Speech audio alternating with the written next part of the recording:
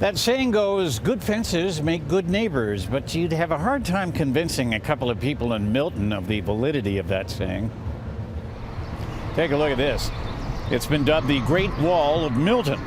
The towering barrier of stone grew out of a complaint between a couple of neighbors almost 6 years ago.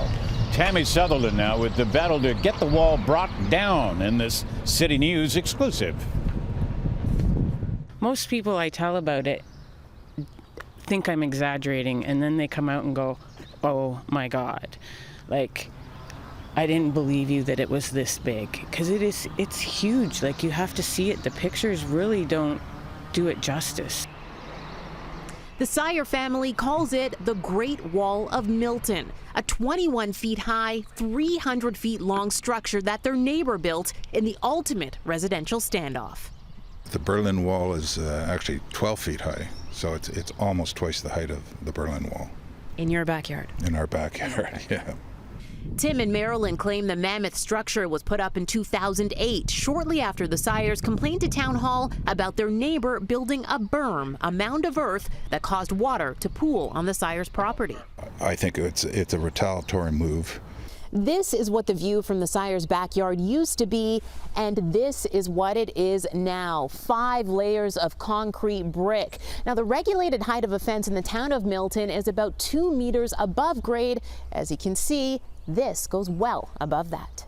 People could put up a wooden fence. It wouldn't change the noise. It doesn't function in any way as a sound barrier, and that was his purpose. Just like the barrier, this story has 2 sides, and Milton councillor Brian Penman says the man who built the structure had made several noise complaints about the Syers in the past. I think he had a number of complaints from consistent noise late into the night from the adjoining property. He'd had bylaw out to examine the situation on a number of occasions. But in 2013, Milton's planning department recommended a request to allow the barrier be denied, saying those structures are only needed for highways and railways, not typical backyard noises. We buzzed at the neighbor's front gate, but there was no answer. The man who built the barrier passed away in December. His wife has been dealing with the issue ever since. So no one from the town of Milton will speak to us? Not on camera. I've given you my statement. Other officials from the town wouldn't comment, other than to say an upcoming hearing with the Ontario Municipal Board about the issue has been postponed. First and foremost, we'd like the wall gone, and the way that we hope to achieve that is by compelling the town of Milton to enforce their bylaws.